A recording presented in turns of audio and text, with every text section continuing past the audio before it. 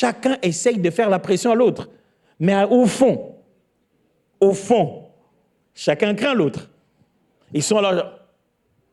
Le premier qui va flancher, je vais tellement faire peur pour qu'on voie que je n'ai pas peur. C'est ça les êtres humains, ils te font peur pour rien. Dès qu'ils auront quitté là où vous êtes là, ils vont aller chez eux, ils seront même...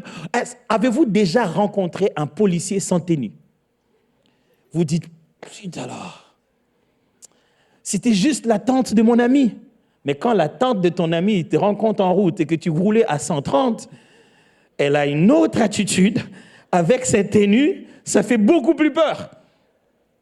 Mais au fond, quand tu vas la voir en train de préparer son gratin à la maison, il n'y a rien de policier dedans. Elle est juste très gentille. Je vous en supplie, n'abîmez pas ce que Dieu a mis en vous, parce qu'un jour vous allez lui dire, j'avais eu peur. Vous imaginez vous justifier comme ça devant Dieu? Dis, mais si tu m'avais dit que tu avais eu peur, tu allais quand même me demander. J'allais te donner la force. En fait, l'esprit que tu as reçu, c'est un esprit de force. Pourquoi as-tu peur? Pasteur, j'ai peur de perdre de l'argent. Si je faisais ça, c'est un don, mais je peux perdre de l'argent. On ne peut pas gagner de l'argent sans en perdre. L'échec fait partie de la source de la réussite. L'ingrédient principal qui permet à la réussite de demeurer, c'est l'échec. C'est comme ça que la mort construit la vie. Ce n'est pas incompatible.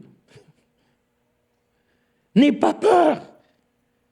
Deuxièmement, c'est la comparaison. Les gens n'arrivent pas à utiliser leurs dons parce qu'ils veulent se comparer aux dons des autres.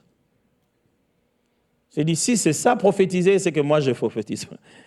J'ai dit, wow, si c'est que lui, waouh.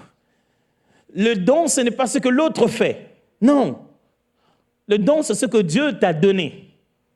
Et il va le faire développer à ta manière, progressivement. N'aie pas peur. Utilise ce que tu as petit à petit, ce que tu le vois faire. Là, il ne faisait pas ça comme ça avant, je vous assure. La première fois que j'ai prêché, j'ai préparé ma prédication pendant toute une semaine. Je devais avoir 14 ans. Je devais prêcher à l'église.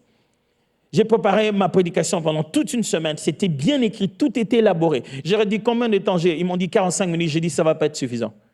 J'ai beaucoup de choses à dire. Au bout des 15 minutes, j'avais tout dit. Et là, j'étais là et je peux vous assurer qu'une minute, c'est beaucoup devant les gens. C'est beaucoup. Vous ne savez pas que c'est 60 secondes. Hein? Et vous ne savez pas combien de tiers c'est. C'est beaucoup quand tu n'as plus rien à dire et qu'un grand vide vient dans ta tête comme ça. Ouh. Et tu commences à te dire, quelles sont les possibilités pour quitter cette chair? Ne te compare pas.